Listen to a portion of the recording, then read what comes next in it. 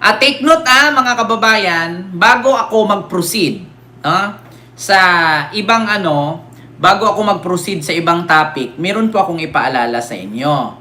Merong isang senador. Nako, ito na ha. Ito, chismis lang to ha. Wag paniwalaan. Merong isang senador. Next week, alam nyo, chismis to ha, chismis. Next week, aarestuhin na siya. Ano na ba ngayon? 15, di ba? Nadidili-dili lang kasi. Nadili lang.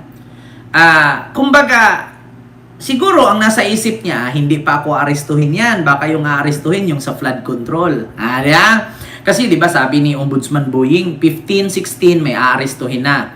Pero mga kababayan, pagkakalam ko ngayon yata ngayong week na to. Ngayong week na to.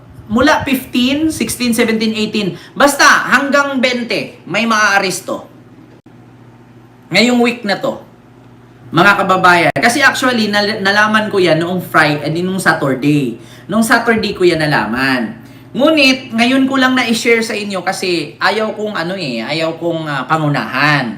So, ngayon, sinabi naman ng himpilan ng government na may arestuhin nga this week. So, baka sabi nga ni Boying, hindi yan sabay-sabay. Ito ha, ipakita ko sa inyo mga kababayan. Ito ha, ipakita ko sa inyo mga kababayan ha.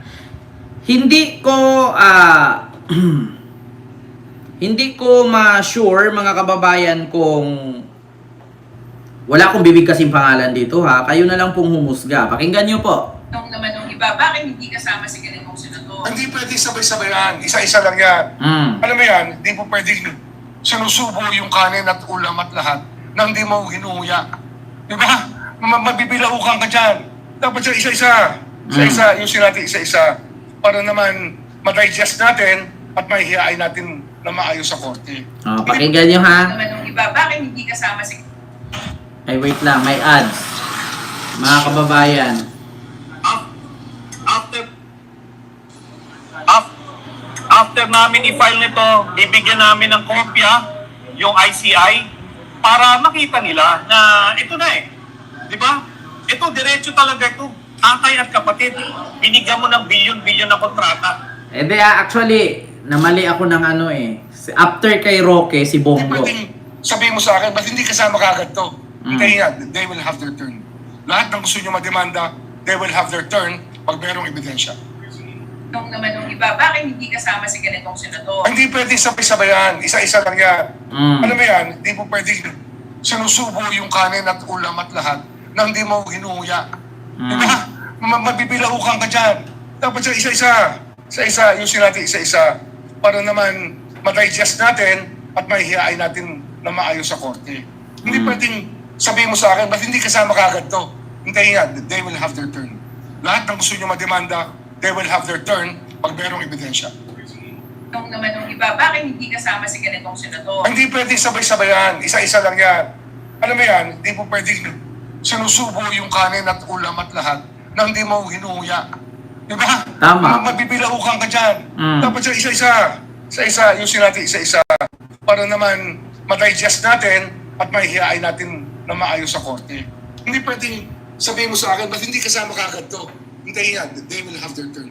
Nako, patay. So, ayun na mga kababayan. Natawa ako Ayaw ko, bakit sasabihin na naman, untouchable ako. Feeling ganito. Hindi po, mga kababayan. Ganito yan, syempre chismoso tayo.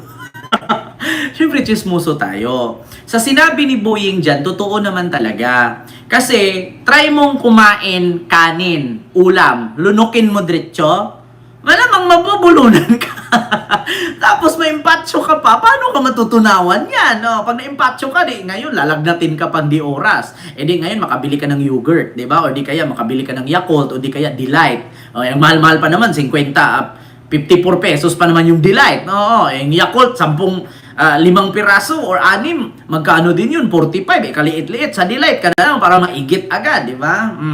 So, kailangan pag kumain, kanin, nguyain konti, ulam, nguyain, bago lunukin. Hindi yung ilamon-lamon mo, tas lunok diretso, ano ka, sawa? Di ba? Ano ka, sawa? Diretsong, ano yan, lulukin na lang ganun, no? Tapos, papantayan sa katawan mo. Tingnan nyo ang sawa pag kumain. Di ba, lalawayan niya yan para dumulas, mapasok sa loob, tapos hindi na makakagalaw. Di ba? Ang sawa, tingnan nyo, ang sawa. O ito, sawa to, nakanganga. Di ba pag kinain niyang ganyan yan, papantay sa katawan yan, kaya hindi siya makagalaw? Tsaka na siya gagalaw kapag natunaw na after how many days? Di ba? Kaya nga ang sawa pag busog, hindi gumagalaw eh. So yun po, yun ha, mga kababayan. Pero, ito ang tanong. Ken, sino ba dapat ang huhulihin? May kongresista ba dyan? May senador ba dyan? Mga kababayan, nandyan na lahat. Hintayin na lang po natin kung sino. Ngayon mga kababayan, meron kasing senador dyan, isa lang ang kaso. Ang kaso niya about sa flood control lang. Merong senador dyan na may kaso sa flood control, tapos may kaso din sa ICC. Tapos merong senador dyan na walang flood control pero may ICC. At itong isang senador, may sakit. Nakahilatay daw. Sinadya ba talaga? Bakit ganon, no? Bakit ganon mga kababayan? Kung saan malapit ka ng arestuhin, pasakit-sakitan ka. Ganon ba yun? Estilon lo, bulok yan eh. Diba? Hindi yan ganyan. Wala ka... sinabi ko sa inyo, ginawa na ni Gloria yan eh. Si Gloria, okay lang si Gloria kasi naka-wheelchair yon. Yung iba kasi dyan, paka-ICU daw, keme. Hindi na kami tigilan nyo ka, nilagyan mo lang ng bawang yung butas ng puwet mo, kaya ka nagkaganyan. Ay, mga doktor, i-check nyo yung butas ng puwet ng senador na yan. Loso.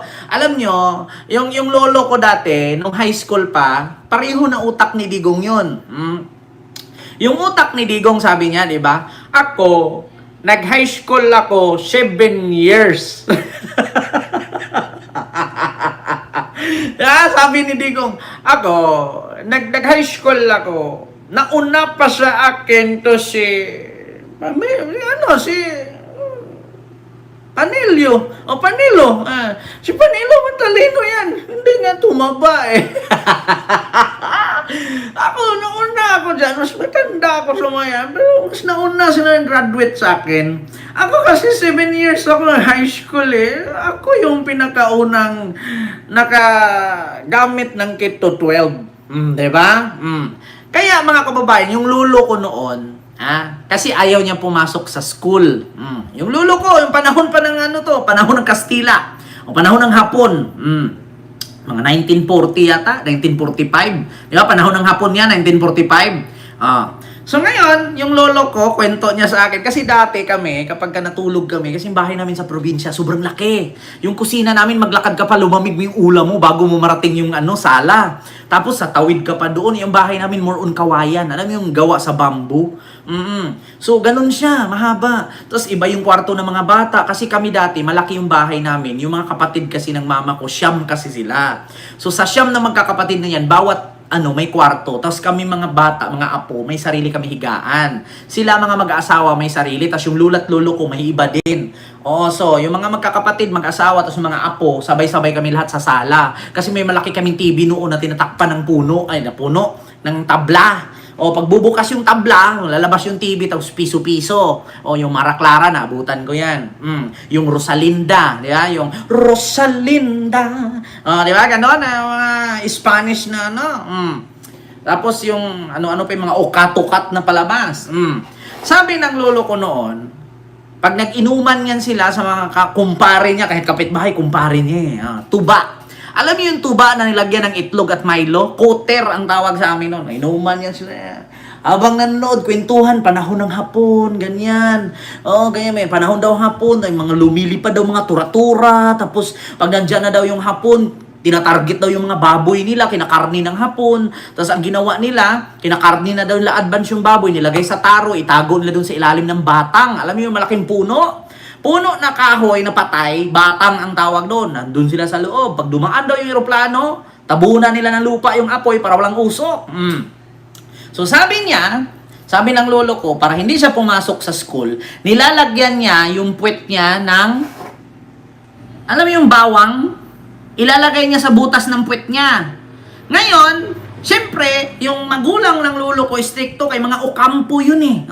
Yung mama ng lolo ko, ang apelyido Ocampo. Tapos, yung sa side naman ng lola ko, best friend ni Jose Rizal. No? Best friend ni Jose Rizal sa Dapitan. Si Bunga. No? Amoy ang apelyido nila. Amoy. Ayan.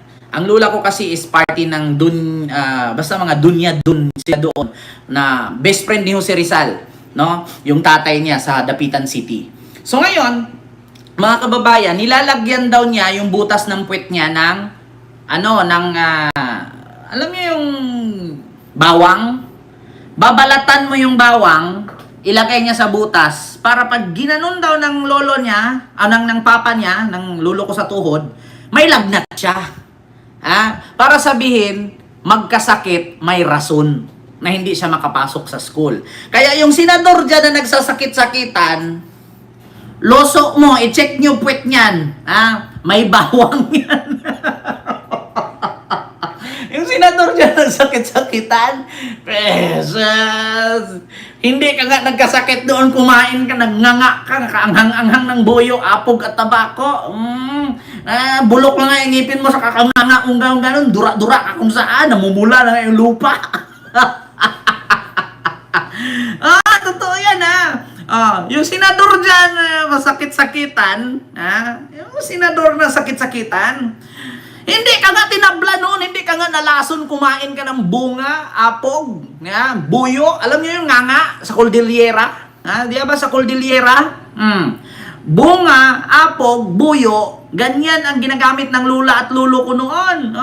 Kada gagano magugulat ka, namumula na yung namin, yung gilid namin sa bahay. Okay, kakadura nila. Ano yun nganga yun, maanghang yun maamoy mo pa nga yung tabako, doon ka anghang-anghang ng dahon ng tabako. Minsan nga, nililikit mo yun Sabi nga ng lolo ko, ito yusi ng kapre. Ang laki-laki nun. Meron pang yusi yung lolo ko dati na napakamahal daw nun. Nakabalot sa, yung parang pencil case.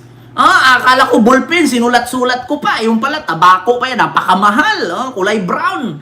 Tapos, meron pa siyang, ginagamit ni Papay, yung ipapatong dito yung tabako. Hindi nga tinablan doon, nagnganga ka, tapos ngayon, nagkasakit ka na. Tigil-tigilan mo nga ako. May sakit daw. Di ba? Diyos ko. Mamon yun, di ba? Mama yun. Mama nga. Ang tawag dyan, i-check ninyo yung puwet niyan. Ilagyan lang ng yan, ilagyan lang yan. Alam niyo, kapag mga Bisaya, kapag mga Bisaya, alam ko yan, nilagyan lang, nilagyan ng bawang yung puwet niyan. Tigilan niyo ako. Check nyo, kasi nung doktor naghawak lo, senador raw sakit i-check mo yung puwet, may bawang yan, maniwala ka sa akin. May bawang yan. Alam niyo si Digong.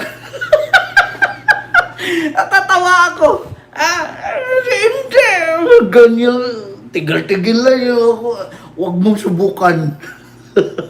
Sira ang buhay mo.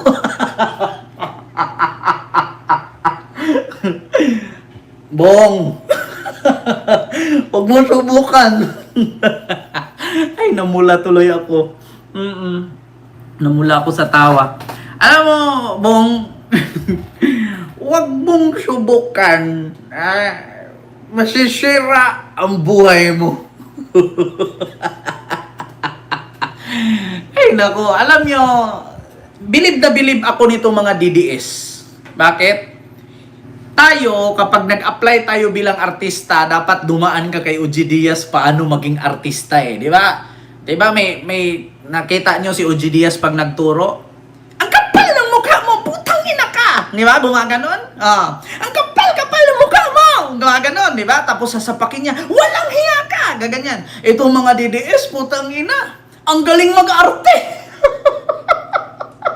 Si Digong nga binasahan na ni General Torre ng warrant of arrest. Yung Miranda rights, binasahan. Alam niyo, biglang hindi makahinga. Tapos, nagugulat ka, pumunta sila doon sa Liwasang Bonifacio. Ang sabi ko, Sir Tatay Digong, sinakay sa aeroplano, walang tsinelas, nakapaa!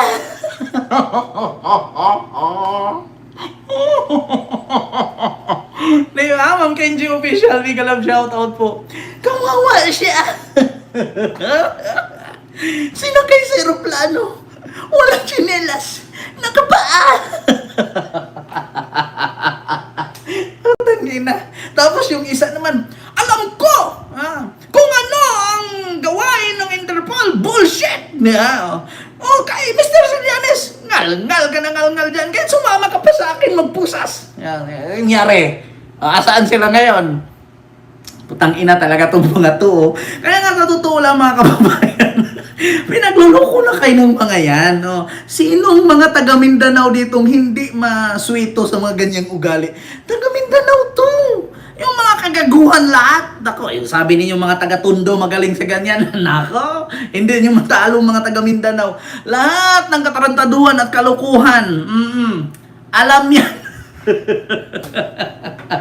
Ay, senador kasakit bigla nung nalaman niya December 15, 16 may maaaresto. Tapos may gugulat ka na hospital. Yung isa, kahit sumama ka pa nga ka nangak-ngak dyan, bring it on! Make my day! Di ba? Tapos kayo nawawala. Di ba? Kita ninyo.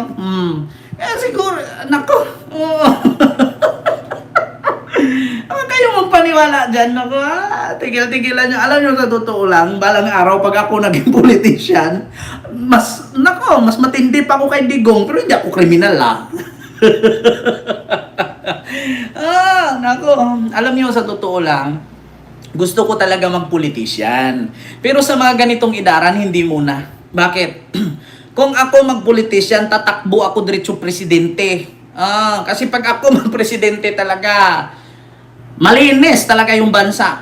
Isa lang naman ang patakaran ko eh. Pag adik ka, supplyan ka ng shabu, 1 kilo a day. Pag hindi mo maubos, patay ka. Pag magnanakaw ka, panakawin kita hanggat kaya mong bitbitin. Hala, sige, magnakaw ka. Pag hindi mo kayang bitbitin yan, papatayin kita. Ganun lang. Para di ba?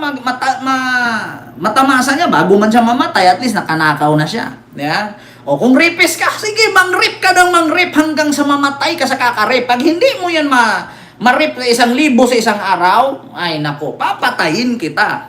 Yeah? Pero ang re-rapin niya, aso, kambing, kabayo, baboy, baka, kalabaw. Para lang malaman niya.